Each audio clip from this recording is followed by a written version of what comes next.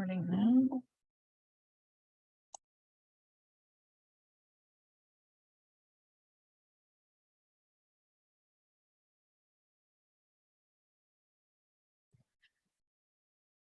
So today, Dr. Ironson will present research as well as practical applications of research from positive psychology and spirituality, including increasing positive emotions, harnessing realistic optimism, finding meaning, assessing attitude towards treatment, increasing proactivity, letting go of the past, and utilizing aspects of using spirituality to cope, and finding the best relaxation techniques for you. So as far as questions are concerned, please put your questions in the chat box during the presentation, or you can ask your questions verbally at the end of the presentation, and Dr. Ironson will try to answer as many of them as she can at the end. So here's Dr. Gail Ironson.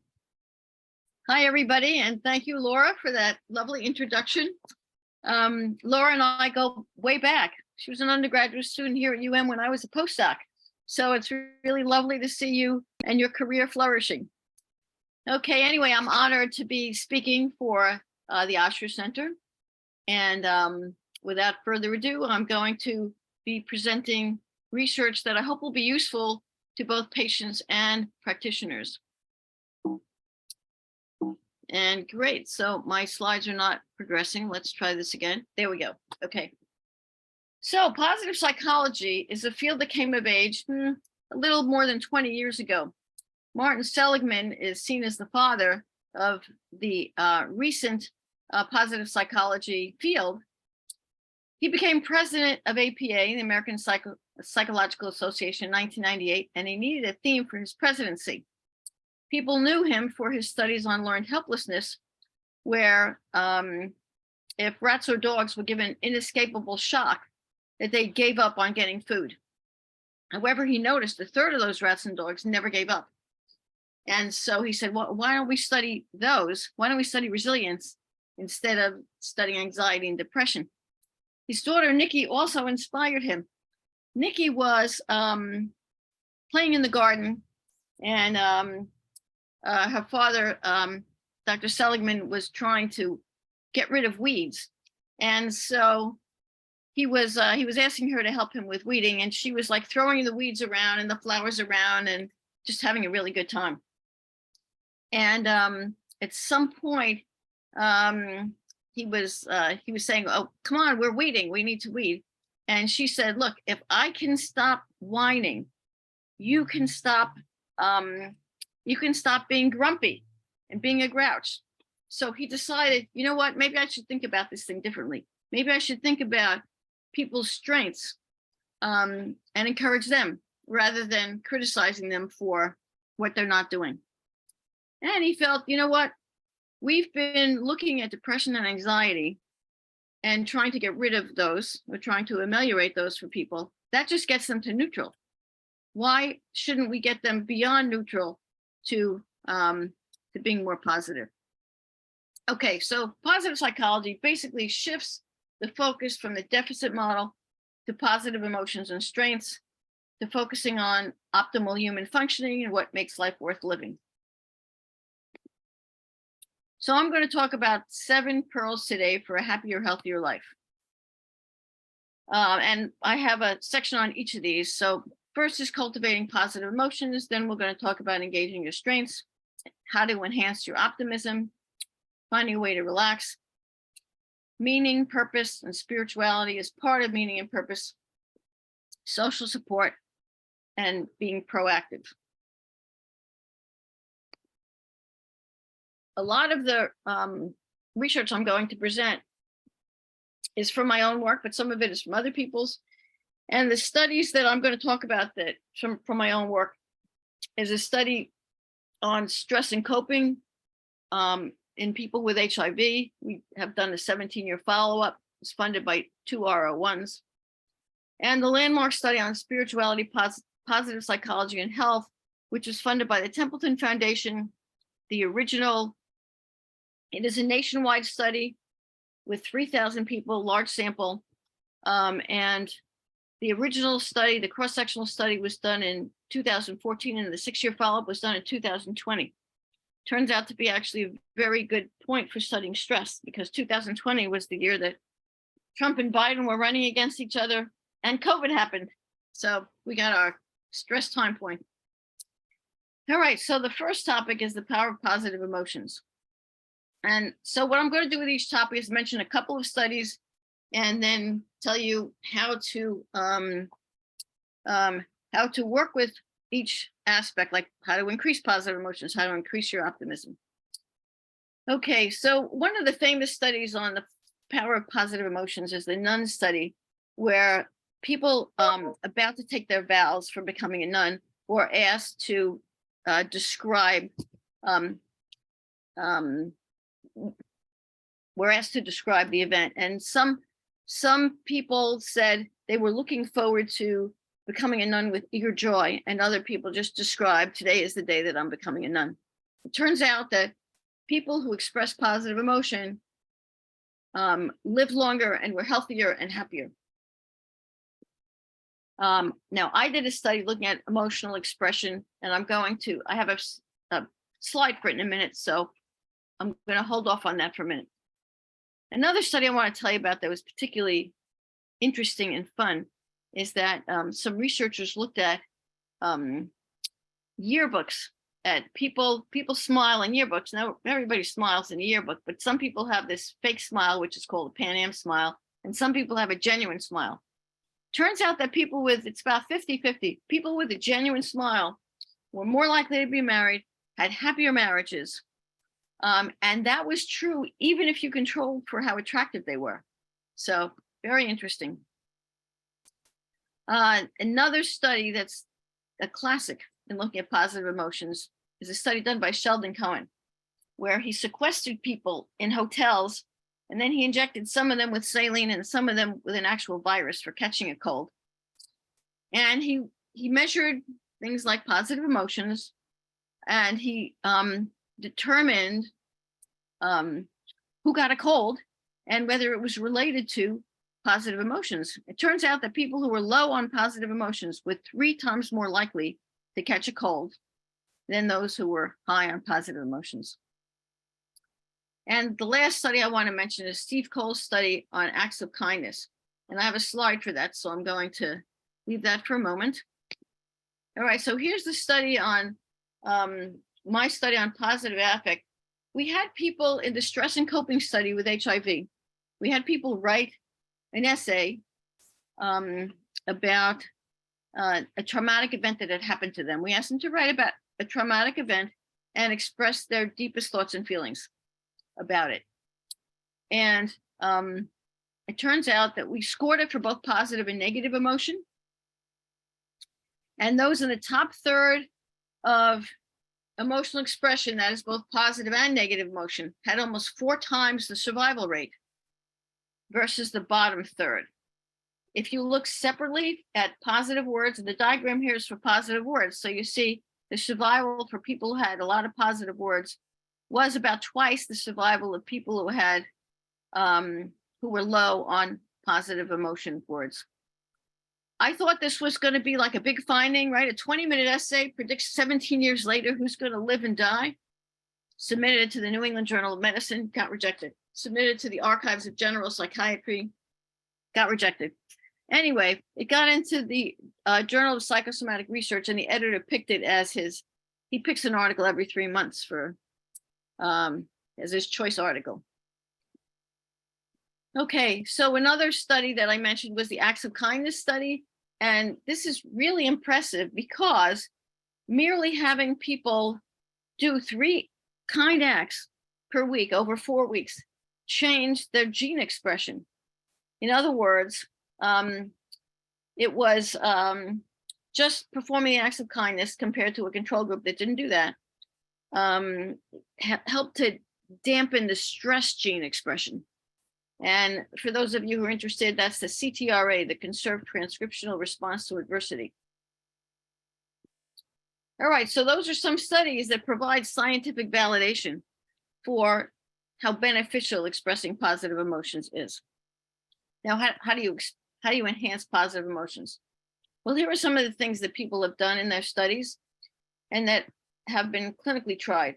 So writing a gratitude journal, keeping a gratitude journal at night, write down 5 things that you're grateful for, or a letter or an email to someone that you're grateful for. Engaging in acts of kindness, that was the study I just mentioned. Remembering a joyful event, watching a heartwarming movie, spending time with supportive friends and family, engaging in activities that utilize your strengths. And there is an activity survey, pleasant activity survey to help you with this. This is one of the key things that are recommended for increasing authentic happiness, which is finding out what your strengths are and engaging in activities that utilize them. More on that later when we get to the strengths section. And another way is to bring to mind an image of someone or something you love. And here I have an image of someone or something I love. This is my brother, and he is holding my dog, Molly, and she lived to the age of 18. And you know, when I look at this picture, you know, my heart melts because I love my brother. I love my dog. All right, second topic, discover your strengths and engage in activities using them. There is a free online survey. You can get it from it's called VIA, Values in Action. Here are other ways to pull out what your strengths are. When you were a child, what did you like to do? What was your role in the family? Are you the peacemaker? Are you the clown? There is a pleasant activity schedule that you can get online. And I wanted to give you an example of when you discover a strength, how to engage in activities. So if the strength is curiosity, here are some activities. Attend a lecture on a new topic, go to a restaurant, try new foods, discover a new place and learn about its history. Okay, my next topic is optimism. A Dutch study, this was of about 1,000 people, they were followed for 9 years, found that optimists had half the overall mortality rate of pessimists and a quarter the rate for cardiovascular deaths, which is still the leading cause of death. Pessimists are 8 times more likely to get depressed when bad events happen. And teaching 10-year-olds skills for optimistic thinking cut their rate of depression in half. So I'm going to tell you what those skills are. So the skills are, look at your attributions for events. Optimists interpret bad events or troubles as transient, controllable, and specific. Pessimists interpret bad events as permanent, pervasive, and personal. So for example, if you fail a test, an optimist would say, this was a one-time thing. I didn't study for it, and I know what I need to do to change it. A pessimist would say, I'm stupid. I'm never going to be able to pass this course. Before moving on to our next topic, I want to make an important clarification, which is Pollyanna thinking versus optimistic thinking. Optimistic thinking is when there's a glass that's half full and you say it's half full. Pessimistic thinking is you see the same glass and you say it's half empty. Pollyanna thinking is seeing an empty glass and saying it's half full. So we're not trying to get people to be Pollyanna thinking. We're trying to get people to be realistic optimists. Okay, now I have to show you my mom here. She was 93 in this picture. She's now 102. I have another picture of hers. Actually, she's 103. She just had a birthday. But her philosophy, she was my original introduction to positive psychology. Her philosophy is every situation in life has its advantages and disadvantages. You might as well enjoy the advantages. And she really lives by that. Okay, fourth topic, relaxation techniques. We teach in our stress management class, we teach different relaxation techniques, and I do them in my clinical practice too. So the first one is deep, slow breathing. The Navy SEALs use what's called box breathing. You breathe into the count of 4, 1, 1,000, 2, 1,000, 3, 1,000, 4, 1,000. Hold to the count of 4, 1, 1,000, 2, 1,000, 3, 1,000, 4, 1,000. Breathe out to the count of 4, 1, 1,000, 2, 1,000, 3, 1,000, 4, 1,000, and then hold to the count of 4. And the reason why I actually counted it out was to show you that you need to do it slowly, not 1, 2, 3, 4. You need to do it slowly. So deep, slow breathing is a scientific reason why it works to relax you. And that is that when you breathe slowly and deeply, you're doing diaphragmatic breathing. It pulls on your vagus nerve, which controls, it kicks in the parasympathetic or calming system. So it's a very useful thing to do. We teach them progressive muscle relaxation, which is tensing and relaxing each muscle group going through the body. We teach them doing imagery. Now, imagery, as a therapist, you can individualize this to a favorite scene of theirs. We use a beach scene and we do a forest. And as an example, you describe it in detail, and then you say it very slowly in a slow, low, calm voice. Like, notice the clouds passing by. Feel the wisp of the cool ocean air on your cheek. Feel the warmth of the sand beneath your toes. Those kinds of things. Okay, then the next technique we teach them is meditation. And meditation, we teach them meditating to either a word. It can be a secular word or a religious word. We also teach them meditating to your breath. Notice the air as it comes in and as you breathe out. And the principles of meditation, which of course include when you hear something that might bother you, just notice it and let it pass by. And focusing on something. Anderson Cooper has a very nice 60-minute piece on it. Okay, massage. Now, Tiffany is in the audience. And so these massage studies, Tiffany was leading all these massage studies. We did one, I did one with her on HIV. And let me tell you, it was really interesting. It was the easiest study to recruit for. The guys had to come every day for 4 weeks, and they were happy to do it. The massage therapists were amazing. The massage therapists did it all on a volunteer basis. It was a wonderful study. And anyway, it wound up that it improved immune function in people with HIV. It improved natural killer cell cytotoxicity, which fights viruses and fights tumors. She's done other studies where it impacts in more general populations and different populations on anxiety and depression. And if you have any questions about it, please ask her because she is in the audience. And thank you, Tiffany, for these wonderful massage studies. Okay, and then noting that we've had some results from our study, the amount of relaxation practice. So we send people home with a tape of the different types of relaxation. They're supposed to pick whichever relaxation technique they like the best and practice it. The amount of relaxation predicted survival in HIV. It also has predicted it in cancer. From the data that we have, you basically need to practice it every day, 6 times a week to get the benefit. 3 times or less a week, you don't get the same benefit. There's also, by the way, a compendium of spontaneous recoveries that have been reported in the literature. There's a whole big book on them. And in reading through them, intensive meditation is one of the things that is mentioned. Okay, on to our next topic, meaning and purpose in life.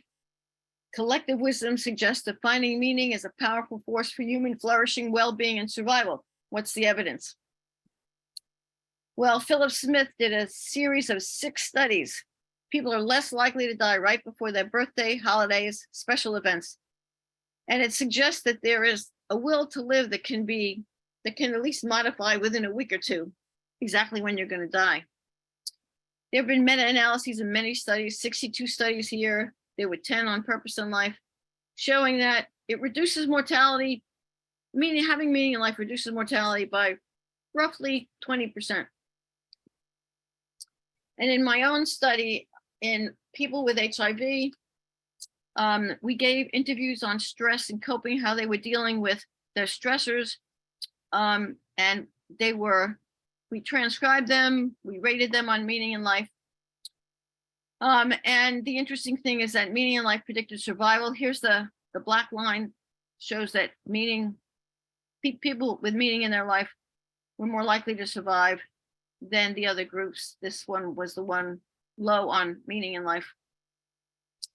They were about 2 to 3 times more likely to survive if they had meaning in life. And this variable predicted over and above positive emotion. And Seligman's theory is that in order to achieve authentic, sustained, deep happiness, that meaning adds over and above positive emotion. So it's nice to have verification here. Our particular items were engaging in meaningful activities, having unfinished business, having unmet goals, and having new meaning as a result of the illness. So we had 4 items that were actually assessed in interviews, plus we assessed the transcript. And on our other study, the landmark study, we found also that meaning was associated with about twice the survival rate. And this is our nationwide sample, so it's not just HIV, it's our nationwide sample, and it's over 6 years. It's important to note, since this is a medically oriented audience, that having meaning or purpose in life is also associated with a variety of health behaviors and better health care, including physical functioning, better sleep, better medication adherence, fewer ER visits, fewer nights in the hospital. Eric Kim has done that work. Here's a picture of Mom when she was 102, so that's last year, and that's me there. I moved her home out of her assisted living facility when COVID happened. Her philosophy is that everybody has their own unique strengths and purpose for being here. The challenge is to figure it out. And she would get the roughest kids in the school to behave for her. She was a teacher in the New York City school system because she really cared about looking for that spark in each person, that unique spark in each person. Okay, as part of an aspect of meaning and purpose, I want to cover spirituality, which is also another major research focus of mine. And believe me, I'm only showing a portion of my research because it would take up the whole hour. Okay, so crisis points are times when people turn to spirituality to cope. A national survey showed that after 9/11, 90% turned to religion or God to cope. When Hillary Clinton lost the election, she said that she turned to religion as one of her sources of support. Praying for oneself and for others is the most commonly used, quote, alternative medicine procedure. After the HIV diagnosis, far more people increased in spirituality than decreased, 45% increase. And I actually didn't believe this until someone else found the same thing. This increase in spirituality predicted slower disease progression over 4 years. In other words, people stayed healthier longer if they were able to connect or reconnect with their spirituality after their diagnosis of HIV. To fill you in on the other research, Harold Koenig, an amazing guy, reviewed over 1,000 studies, and in terms of the psychological benefits of spirituality, it is, by the way, one of the most consistently correlated with happiness. People who are spiritual or religious are less anxious, less likely to kill themselves, less depressed, less likely to use substances, better able to cope with crises. Now, in the nationwide study that I did, we asked people to classify themselves. Do you consider yourself religious, spiritual, both, or neither? The largest chunk, more than half, said that they were both spiritual and religious. However, a sizable chunk, they said they were spiritual but not religious. Gallup has identified this as a new religion in America. He says the new religion in America is people who are spiritual but not religious. So there's a sizable chunk of them. The green are people who are religious but not spiritual, and the orange are people who are neither. And here are the survival curves for those 4 groups. Turns out that the higher survival is for people who say they're spiritual but not religious. which is very closely followed by people who say they're religious. They're both religious and spiritual. The lowest group of the people who say they're not religious or spiritual, and by the way, academics are the least religious and spiritual. So if you happen to fall into this group, I will remind you that the other factors I've talked about, including positive affect, optimism, and meaningfulness, will all protect you if your spirituality is absent. Okay, so let me walk you through this slide. There have been a lot of prospective studies on spirituality and religiousness. However, 75% of those have looked at religious service attendance. So what they've measured had been very restricted, which was one of the reasons why Templeton funded the study for us to look at spirituality, religiousness, and positive psychology. About half of the effect of spirituality and religiousness on behavior is accounted for, on illness. About half the effect on illness and mortality is accounted for by health behaviors. So people who are more religious or spiritual are higher on some healthy behaviors. For example, they're less likely to drink. Anyway, there's about a 20 to 25% reduction in mortality due to spirituality and religiousness. So I wanted to know, since most of these studies were on church attendance, what are the actual aspects of spiritual coping that we can use to help people, other than saying, maybe you should go to church, because if you're not religious, you're not going to want to go to church. Okay, so having a regular spiritual practice, which can be going to church, but it doesn't necessarily be. If you pray regularly or meditate regularly, having a spiritual practice was related to lower mortality. Having spiritual reframing is related to lower mortality. And the example that I like to give is of Sarah. That's not her real name. She and her boyfriend went to get tested for HIV to show each other they were negative, and it turns out that she was positive. So, of course, she was shocked. But after getting over the initial shock, she looked around for a support group, and there were only support groups for gay men at that time. So she reframed what had happened into, maybe this happened for a divine reason. Maybe God wanted me to help people out who have HIV and not just gay men. So she established an organization for support groups and activities for people beyond, for all different types of people who had HIV, heterosexual people, Black women, and all other people who had it. And she went one step further, by the way, and she noticed that loneliness was one of the big issues that people with HIV have. So she started cruises for people with HIV so they can meet each other and not feel so lonely. The third one we found was overcoming spiritual guilt. That was related to greater survival, and that is believing that God's going to forgive you for whatever you did. Spiritual gratitude and spiritual empowerment were also related to longer survival. People using these strategies were 2 to 4 times more likely to survive over 17 years compared with people not using these strategies. And here's a survival curve for spiritual reframing and mortality. And you can see they're about 4 times more likely to survive if they were high on spiritual reframing than if they were low on spiritual reframing. This, by the way, got published in the Journal of General Internal Medicine. I've been trying to get these spirituality articles published in medical journals, and I've been somewhat successful. But the problem is actually they get referenced a lot less because the medical people are not that interested now. If I published it in the religion journals or the psychology journals, they get referenced a lot. Oh, well. So another concept that I want to mention that's very important in spirituality research is view of God. What do you see in this view of God? Is that a loving God or a judging God? I think most of you would agree that looks like a pretty judging God. All right, so the view of God, I developed a scale to measure view of God, and it turns out that, not surprisingly, having a positive view of God predicted slower disease progression in HIV. In other words, you stayed healthier longer if you believe that God loved you and that God is a forgiving God. Conversely, believing that God is going to judge you or is a judgmental God predicted faster disease progression. The interesting thing here is that this article was chosen as the article of the month by a clergy magazine. So it made some impact.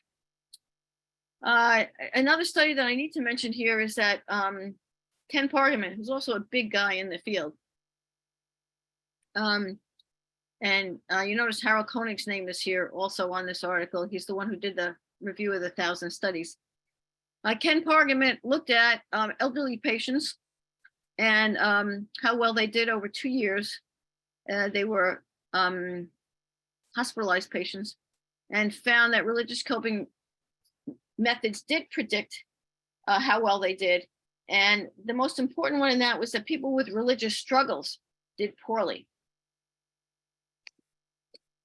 Okay, on to my next topic, which is social relationships. And some of this comes from, there's an excellent TED Talk on this by Sarah Pressman. Some of this comes from her TED Talk. We know that social support is one of the most important factors protective of health. Social relationships are even more impactful for health than obesity, drinking, or smoking are impactful in an opposite way. Sarah notes that there's basically a 5-year difference on longevity between those who are socially connected and those who are socially isolated. I mentioned Cohen's cold study where he looked at people with positive affect. Well, he did another one looking at social isolation, found that people who are socially isolated were twice as likely to catch a cold. There have been wound healing studies where these are done by Jan Kiko Glazer, where they take a piece of Scotch tape and they put on your skin and they rip it off, and they do that 50 times, and then you get a wound. And then they look to see how fast you heal. Well, 50% of those who were socially connected versus 20% of those who were socially isolated, their wound was healed at 2 hours. Now, for the problem with social relationships and in a medical setting is that it's hard to change. You can't say, okay, we're gonna, give you a couple of friends here, or we're gonna do a matchmaking service so that you can have a intimate relationship, right? But we can offer stress management and psychoeducational groups. So we can offer a setting for them to be with other people who are dealing with similar things. So Mike Antoni, myself, and Neil Schneiderman worked on cognitive behavioral stress management for, I don't know, about 20 years, long time. And we implemented it in HIV, and here are some of the results. It's also been implemented in cancer by Mike Antoni and in other illnesses. So I want to tell you what the program entails, give you an overview of the program. There's a relaxation component. I've already gone through all these, so I won't belabor it here. There's a didactic component where we talk about awareness of stress, the link between thoughts and emotions, the link between thoughts and your physiology. Think about biting into a lemon and see what that does to your saliva. Recognizing unhelpful thoughts and restructuring them. We have a section on coping. It's a 10-week course, by the way. We have a section on coping where we talk about different types of coping and when each is appropriate. And we include assertiveness and social support. Right, so here's just a slide on some of the places where it's been implemented with medical illnesses are CBSM, cognitive behavioral stress management in HIV. We have reduced depression, enhanced coping, reduced stress hormones, and better health, including our biological markers of CD4 and viral load. In cancer, expressive supportive groups. This was a group with metastatic cancer. They lived twice as long. They lived 18 months longer if they were in the expressive supportive group. Barbara Anderson has done a series of these. They had less recurrence and greater survival in cancer patients. Meta-analyses of these psychosocial interventions in cancer patients are mixed. However, one of the negative studies conducted by Cunningham, I had a chance to talk with him, and he actually wrote a book about his study.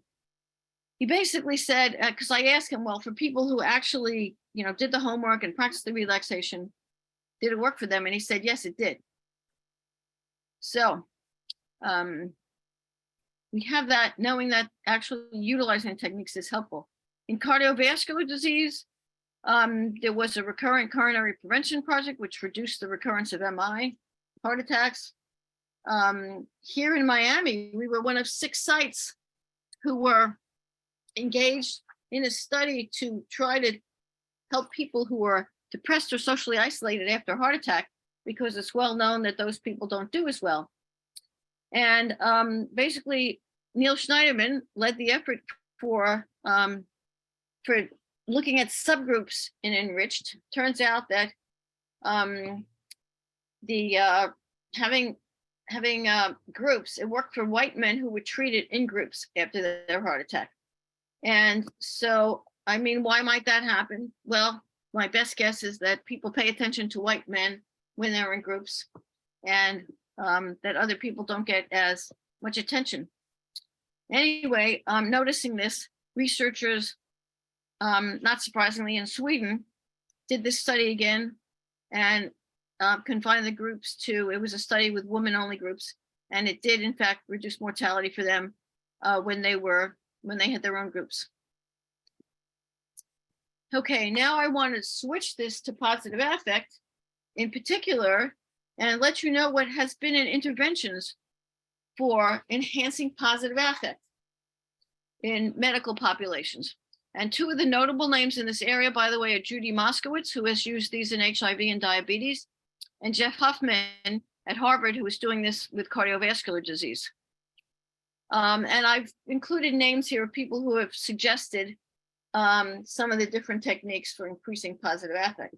So, noting daily positive events, savoring positive events. You know, the next time you eat your favorite food, really savor it, slow it down. Gratitude, I mentioned the keeping a gratitude journal. Bob Emmons has done a lot of work on it, written a book on it. Mindfulness and relaxation. And I had mentioned that the frequency of practicing that is related to survival in HIV, and also to less recurrence in cancer. Positive reappraisal has been used in these interventions, and we've got that manual for it. That was published in 2007, by the way, at Oxford University Press. Optimistic thinking, that's what Seligman has written a lot about. He has a book about it. Focusing on personal strengths, setting and working toward attainable goals, acts of kindness. And something that I like to use is hope therapy, which is using exemplars of people who have successfully dealt with whatever the person is dealing with. And there is a special issue that was just published 2023 in Affective Science if you want to read more about integrating positive psychology into medical care. Okay, before I end my talk, I want to mention something about assessment. This is by an article from the reference is at the bottom, and they suggest questions for each of these areas that you can ask. By the way, self-rated health is a very good predictor of how well somebody's going to do with an illness. Covers emotional health, meaning and purpose, character strengths, social connectedness, and also adds financial security. And I would ask a couple of questions about religion and spirituality. Usually I get into that by asking how they cope with difficulties. And if they mention religion and spirituality, then I elaborate on it. Or I might ask the question, how important is religion and spirituality to you? If it's not, I go in a different direction for coping. But if it is, then I go into some of the specific things that we found that are related to better survival. So, summary, 7 positive pearls for health. Cultivating positive emotions, engaging your strengths and activities, enhancing your optimism, finding a way to relax, meaning, purpose, and spirituality, social support, and group interventions. The last one, being proactive in attitudes towards treatment. I did not include in this talk because I want to have enough time for questions, but I have extra slides if anybody wants to hear about it, if there is time. Okay, here's to help you remember this. Here's a mnemonic for this. Seligman has a mnemonic called PERMA, his mnemonic for flourishing. I am adding 3 things to that I've added in green. So I call it PERMOSA. I've added relaxation, an extra R, optimism and spirituality to his original PERMA, which is positive emotion, engaging, relationships, meaning, and achievements. Okay, so with that, I leave you with a mnemonic, and I hope that this will be beneficial in your lives and to your patients. And now I think there's time for questions. So I'm opening it up. So that was a really fabulous talk. Thank you so much for presenting that. I think we're going to use it quite a bit in our practices for ourselves, our patients, and for future research ideas. There's one question about, well, no, there's more than one. There's another one too. Can you define spiritual and how you define how it differs from religious? Sure, happy to do that. So this comes from Ken Pargament, that spirituality and religiousness are both the search for the sacred, and they're differentiated by the way you do that search. If you're searching in a group context that follows rules and that has more structure, then it's religious. And if you're doing it either an individual or a group, but without the structure and more in a more personalized fashion, that's spiritual. Oh, thank you. Okay, so here's another question. Do you have a tip sheet for relaxation techniques? Okay, what I would, I don't have a tip sheet. However, what I would start with doing the deep breathing. And if you want to learn more about the techniques, we actually have, we have a facilitator guide that goes with the stress management. That if you look up Mike Antoni, Gail Ironson, and Neil Schneiderman, you'll be able to find it under Oxford University Press. It tells the facilitator exactly how to teach all these techniques. But you can also find them on the internet. I mean, you don't have to buy the book. By the way, I think out of, you know, the book's been around since 2007. I think I've gotten maybe $207 in royalties. So I don't get a lot on royalties of this. So I'm not pushing the book, but it does have all the techniques in it. But if you look up each individual one on the internet, you can get guidance on how to, you know, on the details on how to do them. Okay, I'm gonna just type in what you said. You can look up Oxford University Press, right? Antoni, Aronson, and Schneiderman. Yes, and it's called, it was on one of the slides. Okay. The book was on one of the slides. That's the participant manual, but there's a facilitator guide that goes with it. So if you type in facilitator guide and the title of the cognitive behavioral stress management, you'll find it. Okay, great. Can you elaborate a bit more on acts of kindness and the influence of genetic expression? They say Sure. this is very fascinating. This is from Emily Sure. Del Rio. Okay, so one of the things is on the slide, I give the reference for both of them so that you can find the article. They don't really talk a lot about exactly how they implemented it, though. Acts of kindness would be things like you see someone's dropped their books, you pick them up. You say something nice at the checkout counter. You buy a flower for your mom or somebody who, you know, who you like. Those kinds of things. Sending a nice email to somebody, thanking them for something. So there are many ways to implement it. And then how it influences genetic expression. Okay, so the I gave this specific region of genes that have been looked at in those studies, and those are genes that are expressed when you're under stress, and you don't want those genes expressed. So it dampens the expression of those genes. So in other words, you have the genetic coding for things that can cause things to happen in your body. For example, there are oncogenes, and if those are expressed, you're more likely to get cancer. But if they're dampened down, you're less likely to get cancer. So the genes that have been looked at are the ones that are in the that come out under stress. And acts of kindness dampens the deleterious effects of having those genes. They're less likely to be activated. So interesting. Thank you. So Amanda Aladdin says, thank you for this awesome talk. Have you done any studies on pediatrics or with parent-child dyads? Or are there studies you're aware of in pediatrics that are similar? I'm sorry that I actually can't answer that question. I don't do any pediatric studies. And yeah, I just don't know. Sorry about that. Oh, wait a minute. There is one that's pediatric, which is the optimism study of Martin Seligman. He taught optimistic thinking to 10-year-olds, and it cut the rate of depression in half. So there is that one study. Really interesting. So can you describe more why we might be organized around ruminating on the negative and the concept that it takes 5 positive interactions to undo 1 negative? Okay, that's actually a great question.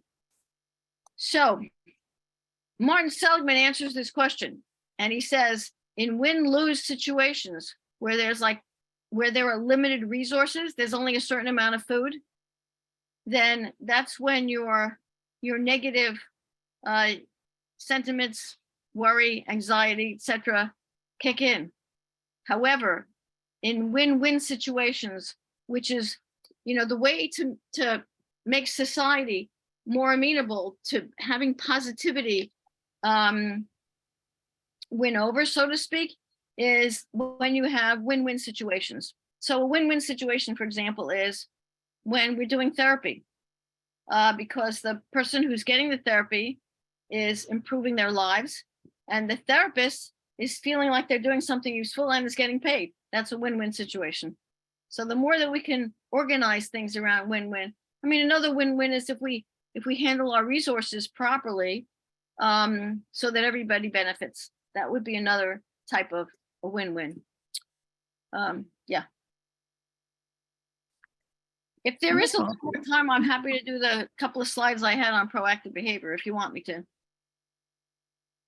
Okay, there's one more question so far, asking about the biopsychosocial model in guiding your research and how you utilize it.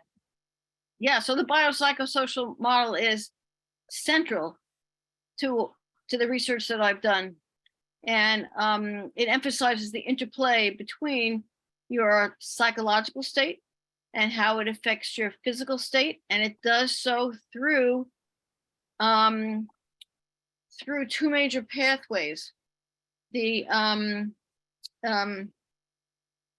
stress activated pathways, or the stress calming pathways, and health behaviors. And you'll notice that I mentioned health behaviors when I talk about how positivity affects health, and about half of that effect is due to health behaviors. Because when you're feeling positive, you're more likely to do things like exercise and things like that. Yep.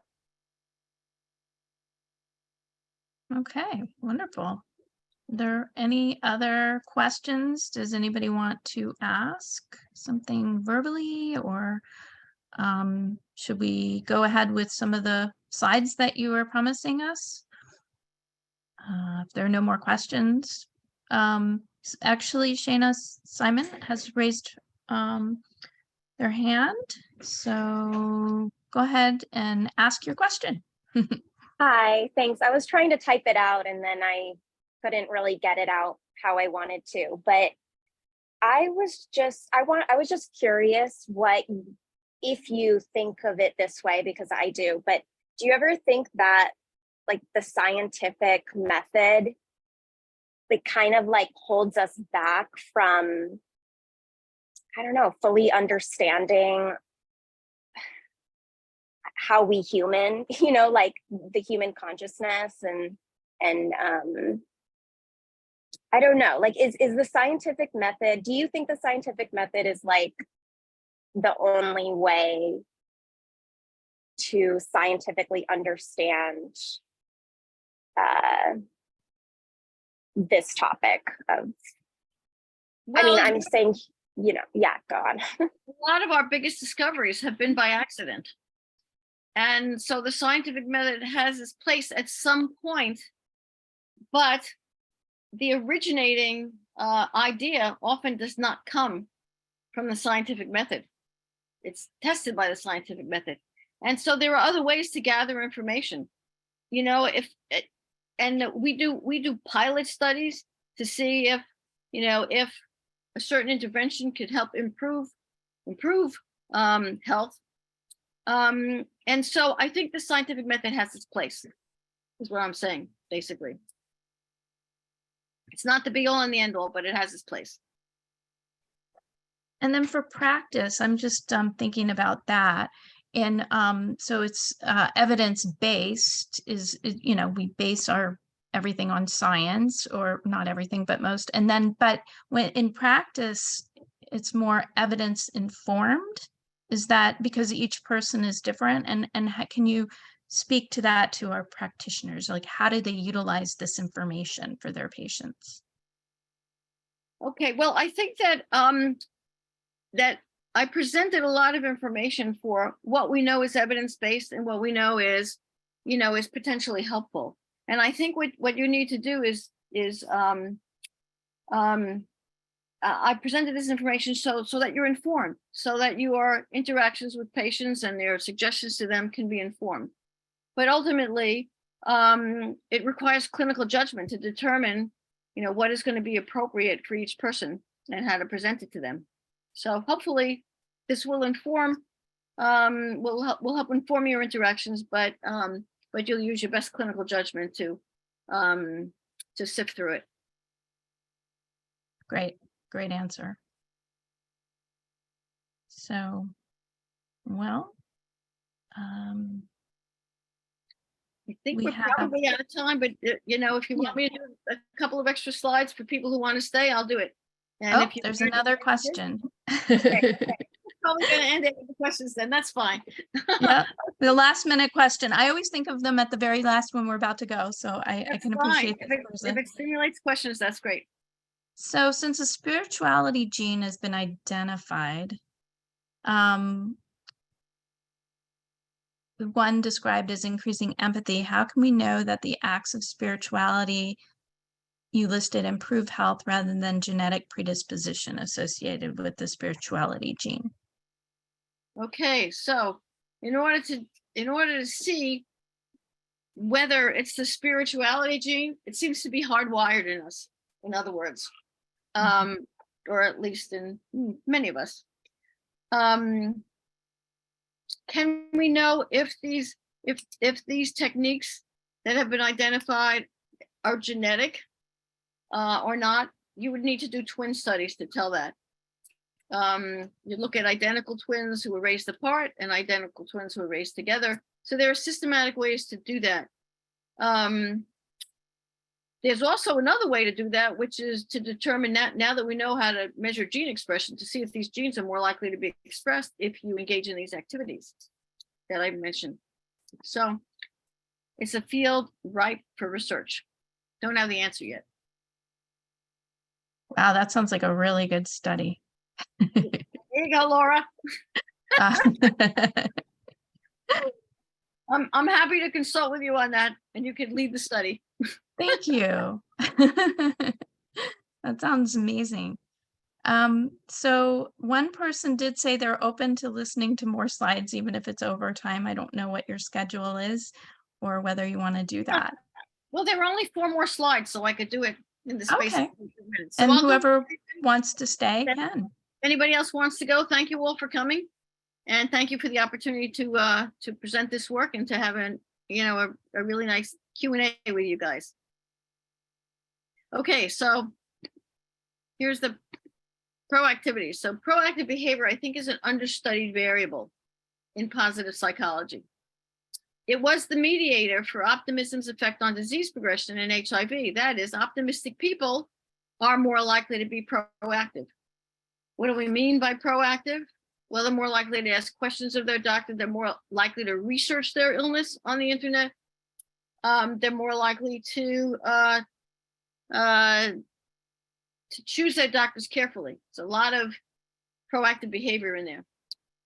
So I have 3 different studies that I've actually done with proactive behavior. So I'm going to present them. So the first one is the doctor-patient relationship scale that I developed. And here are some items. So the doctor-patient relationship active patient involvement scale. It's only 5 items. It's a very short scale. I complain to my doctor if I notice side effects of a medication. I read up on my own about new medications and treatments. I ask my doctor questions about new treatments and new research. I suggest possible useful treatments to my doctor, and I tell my doctor about any alternative, quote, treatments I'm using. This scale predicted a change in adherence to HIV medications over 6 months, as well as being cross-sectionally related to long survival. Okay, so that's the being actively involved with your doctor. Okay, I also developed a scale called Attitude Toward Treatment, which predicts survival in HIV over 17 years. And this was published just 2 years ago in the Journal of General Internal Medicine. So here are the types of things it measures. Does the patient bring information to the doctor? Does the patient want information about complications and side effects, or doesn't want to hear about them? Does the patient express and discuss their feelings? How does the patient tolerate uncertainty and inexact information, which you know is part of medicine? Okay, and the third study I'm going to tell you about is that profiles of engagement are protective of health. This again was done in HIV. So this is from the personality profiles. This is from the work that that's done by Paul Costa. We looked at the personality profiles of people and related that to changes in CD4 and viral load, in other words, to staying healthy longer. And we found that creative interactors, that is people who are high on extroversion and openness versus homebodies who were low on extroversion and openness, were 11 times more likely to show a decrease in viral load and 3 to 4 times more likely to show a CD4 increase. So in other words, being a creative interaction, being high on extroversion and openness was protective of health. The go-getters were also much more likely to stay healthy, have healthy CD4 counts. This was the only time that I've ever given a talk at a conference where people were actually talking about it in the elevator the next day. So it was a very fun study to do, and you can read about it in Psychosomatic Medicine. And I think this really is the end of my talk then. Okay. Wonderful. Thank you so much for giving us some extra information. It was really, really interesting. I've recorded this. Going to be posting it on our website very soon. If you want it before I get a chance to do that, because I'm still working on our website, just email me. I can give you my email address. It's lss61@miami.edu. I could put that in the chat, I guess. And I can send you the recording. Okay, very good. I'm happy to share it, but note, by the way, that it is copyrighted. And please, Laura, when you send it out, say that it's copyrighted. Obviously, I've given references for all the studies that you would need to know, but I would appreciate. Yes, it's copyrighted. So that is absolutely I'm glad you mentioned that, so that when we send it out, we mention that as well. So great, thank you. Thank you so much. This has been amazing. Well, you're very welcome. And Tiffany, too bad you didn't get a chance to talk about massage. I'm sorry nobody asked about it. I should have said, Tiffany, would you please, elaborate on this, but you've done such wonderful studies on it. It's really heartening. Well, maybe we'll have Dr. Gail. Field give us a presentation on massage. Sure. That would be great. That would be great. Yeah. Good. Thank you for putting these together, Laura. And thank you, Gail. It's fabulous.